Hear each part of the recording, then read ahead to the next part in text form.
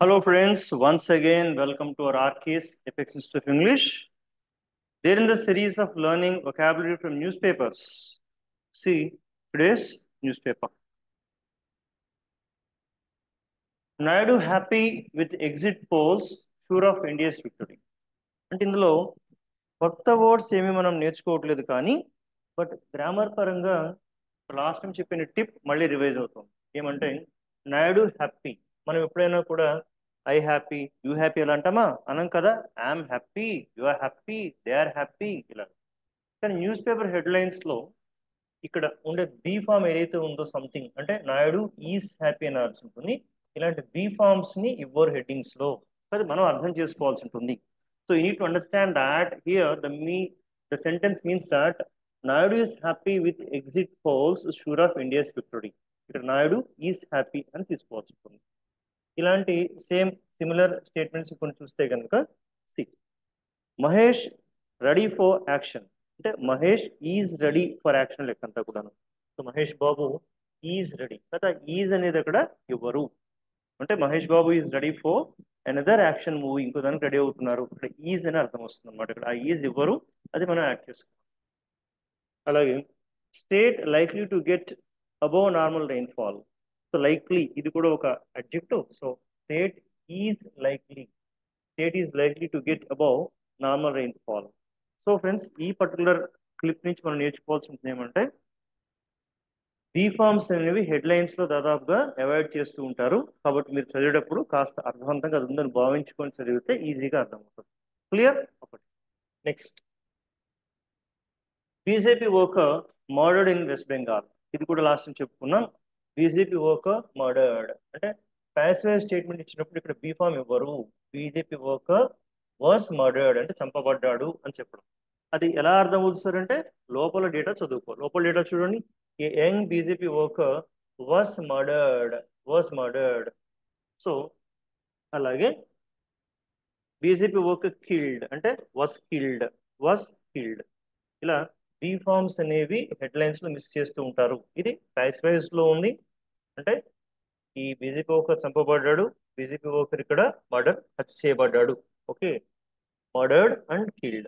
Like this, friends, there in the passive statements, if they are there in the headlines, then B form is often omitted. అది తీసేయబడుతుంది అనమాట. Clear? Next, ఇంకొక చిన్న grammar tip. Modi reviews 100-day agenda for new government. 100-day agenda, 100 days కాదు. Okay okay, పంచవర్ష ప్రణాళిక ఏమంటాం అది?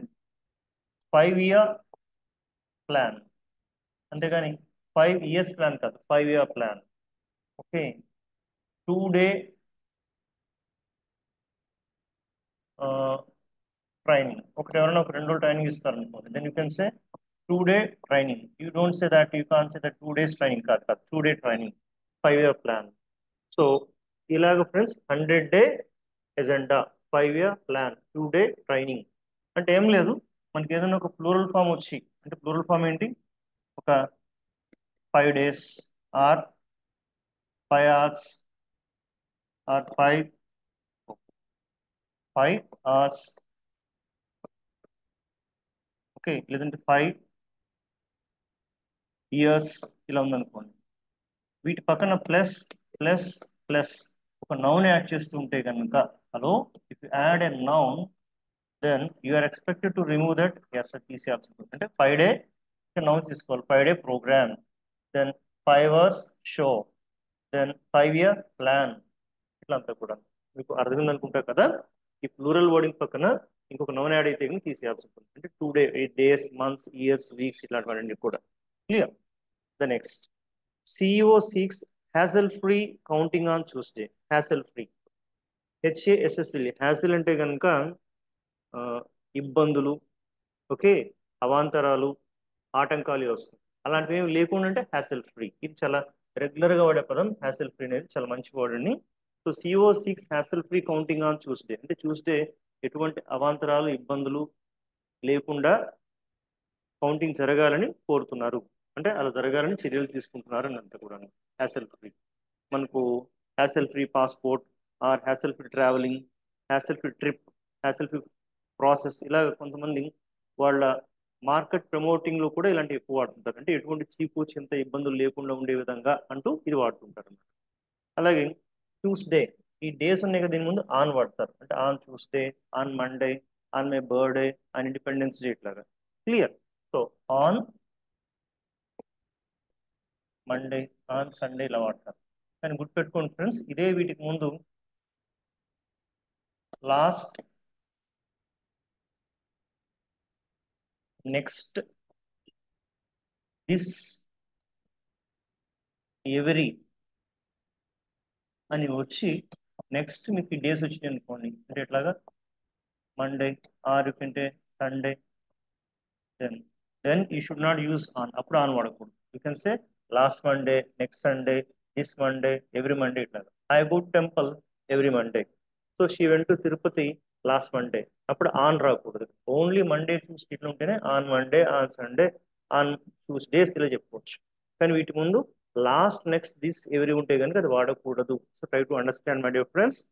Okay, fine fine. Next, Undavali urges next government to achieve APRA provisions.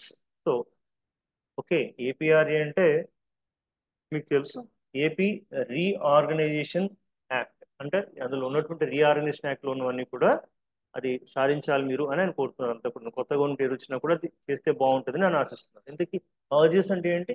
Urges అంటే కనుక అభ్యర్థించు, లేదంటే విన్నవించుకోను అని వస్తుంది అన్నమాట. ఇక్కడ అభ్యర్థించు, విన్నవించు, అట్లా మంచి పదం అది అర్జెస్. ఇది ఎక్కువగా న్యూస్ పేపర్స్ లో వస్తుంటుంది. ఒకళ్ళు ఇంకొకరు ఎవరైనా అర్థిస్తే కనుక, అంటే ఒక రిక్వెస్ట్ చేస్తే కనుక అర్జ్ అనే పదం ఎక్కువగా వాడతారు. అర్జ్, అర్జ్, యుఆర్జీ, అర్జ్ మీకు తరచూ కనబడుతూ ఉంటుంది. ఇలా ఒక జస్ట్ మ్యాటర్ ఆఫ్ 2-3 months మనం న్యూస్ పేపర్ ఒకవేళ రోజు చూస్తే ఆ స్టైల్ కానీ, ఆ ప్యాటర్న్ కానీ, ఒకాబులరీ కానీ అలవాటు అవుతుంది.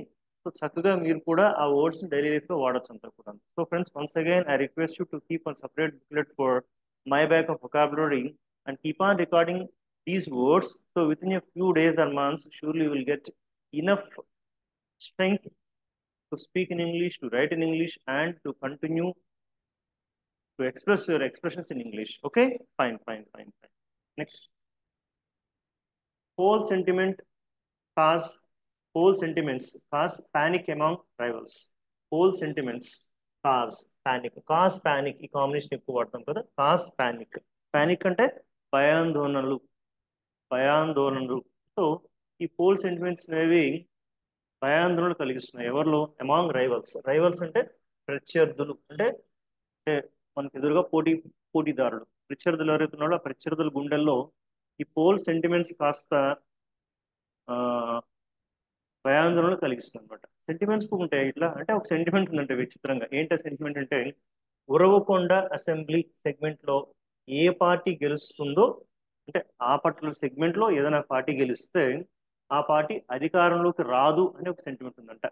బాగుంది సెంటిమెంట్, మళ్ళీ చెప్తాను. ఉరవకొండ అనేటువంటి ఒక పర్టికులర్ సెగ్మెంట్ ఏదైతే ఉందో, అక్కడి నుంచి ఏ వ్యక్తి అయితే కనుక ఏ పార్టీ నుంచి గెలుస్తాడో ఆ పార్టీ అధికారంలోకి రాదు అనేది ఒక సెంటిమెంట్ గత 25 సంవత్సరాలుగా ఉందంట అంతా కూడా. సో మరి ఈసారి ఏమవుతుందో చూద్దాం. సో మనకు June 4th కౌంటింగ్ ఉంది కదా, ఇది June 3rd news paper. June 4th మనం చూద్దాం అంతా కూడా. క్లియర్? బాగుంది వెరైటీగాను. We will see that sentiment work out అవుద్దా, బ్రేక్అవుట్ అవుద్దా అనేది ఎలా చూద్దాం. సరే సరే. Whole sentiment cause panic. Panic అంటే భయాందోళనలు, రైవల్స్ అంటే కనుక ప్రత్యర్థులు. So friends, so this is all about in today's newspaper. We meet again tomorrow. Till then, bye bye. Have a nice day. Bye.